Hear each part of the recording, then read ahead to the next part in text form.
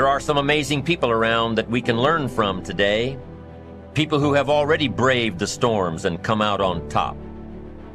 People who are still alive today. People who started with nothing and ended up with something great. Famous people, not so famous people. Maybe even people you know, but don't know their stories. People who had an early vision and ambition. People who turned their focused dreams into the reality of success. Life is dull only to dull people. This is true, but it also could have read, life is interesting only to interesting people, or life is successful only to successful people. And what I'm trying to say is that you must first become, mentally, from an attitude standpoint, that which you wish to achieve. A famous restaurateur was being interviewed by a reporter who asked, "When did you become successful?" He replied, "I was successful when I was sleeping on park benches, because I knew what I wanted to do and that I would do it." In short, his attitude had been one of success, of expecting success long before the material, the tangible rewards of success had been earned. But for now, remember that a person must act, look, and because of these things, feel successful before the success he seeks can come. We must learn from personal experience. Pretty simple. Learn from what happens to you. Take a look back over the last few months. Did you make some mistakes? How could you correct those for the future? Take a look back over the last year. Have you done it right or done it wrong? Let's correct it for the next year. Don't drown in a sea of your own negativity when you can float on the ocean of life. You are meant to be a wonderful, loving expression of life. Life is waiting for you to open up to it, to feel worthy of the good it holds for you. The wisdom and intelligence of the universe is yours to use. Life is here to support you. Trust the power within you to be there for you. The moment you start feeling abundant and worthy, you are generating wealth. The moment you're empowered and feel it, you're beginning to step towards your success. The moment you start feeling whole, your healing begins. And when you love yourself and you love all of life, you'll create an equal. Now you're causing an effect.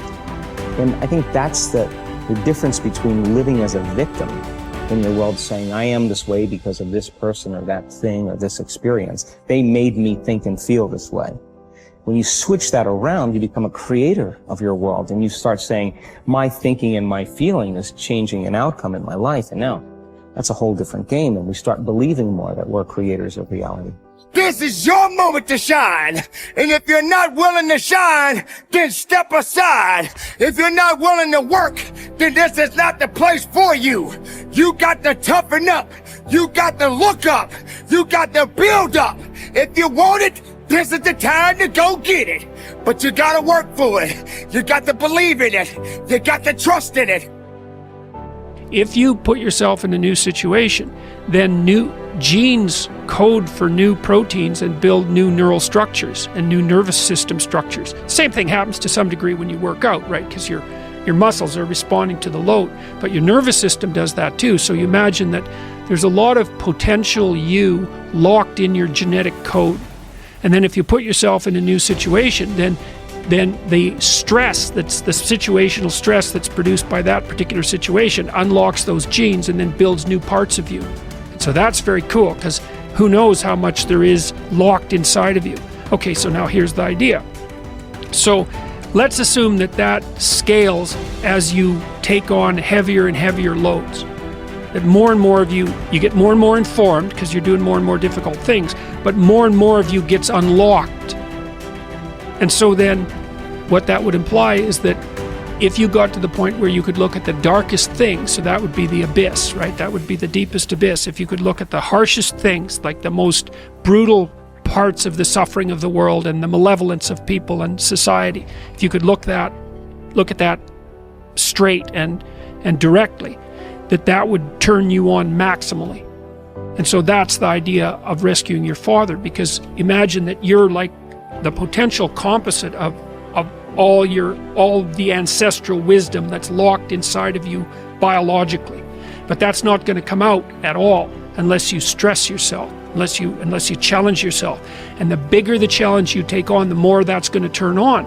And so that as you take on a broader and broader range of challenges and you push yourself harder, then more and more of what you could be turns on, and that's equivalent to transforming yourself into the ancestral father, because you're like the, what would you call it? You're the consequence of all these living beings that have come before you, and that's all part of your biological potentiality. And then if you can push yourself, then all of that clicks on, and that turns you into who you could be. That's the re-representation of that positive ancestral father. So that's why you rescue your father from the belly of the beast. Acknowledgement is crucial to beginning. You have to dig deep and face yourself in stark reality. What do you think about yourself? Acknowledge your qualities and your flaws, not what your family and friends think about you. And what do you think? How do you feel about yourself? Objectively look inside yourself. You might think that is an overrated mainstream idea, but I promise you it is an imperative step you must take, and a big problem. Consciousness will take shape only if you start thinking about it. First, you have to understand your virtues and flaws. Then you have to begin to speak about them, not advice-seeking, but stating as facts. By speaking about them, I mean you must stand up and say, hey, this is me, I am this person. And it will hurt. Let's say you were blindfolded for 10 or 15 years. If after many years you choose to remove the blinders, when you open your eyes even the slightest bit, it will hurt as hell. So first you have to acknowledge that opening your eyes will be painful. Most of those who get this far will quit and fail because they fear pain and they fear failure. A lot of what-ifs will appear in front of them, and a lot of possibilities that might lead to failure. So they decide to do nothing, and they stick their heads back in the sand. Will you also do that? I know you won't. You are better than those who choose to be blind. You will keep going. What comes next in the process of recognizing a life that lacks confidence? After the pain, or shall I say during, you will start to recall one by one all the chances you missed, all the possibilities you didn't take, and all the time you wasted. It is important to take these lessons and promise yourself it won't happen again. But don't spend too much time regretting a wasted past. Stay in the present, leave the past behind, and act now in a way to improve your future. Prepare yourself for some further disappointments. You who are starting to see straight will realize the friends around you are not so perfect as you thought they were. You will see their blindness and how they mismanage their lives. Don't start mocking them. Don't tell them how stupid they are because they haven't asked for your opinion. You must know they are not yet ready to open their eyes. This process has to start from within. You don't achieve worthwhile goals quickly or easily. They take time. They take struggle.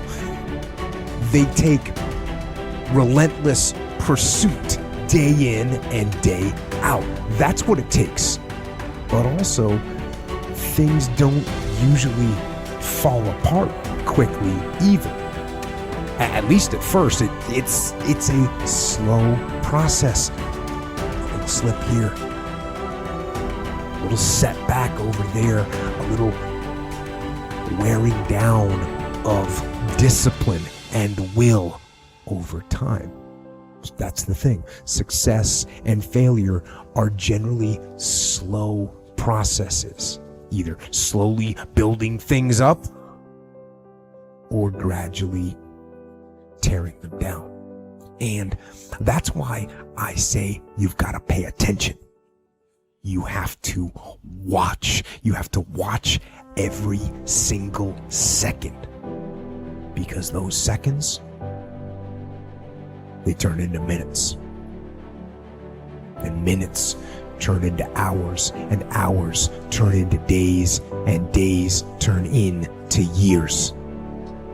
And so that second that just went by, that counted. And so did that second. And so did that one.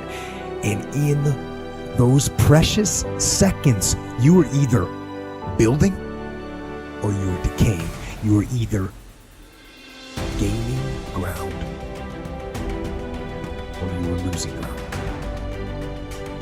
in that second and in every second. Every second counts.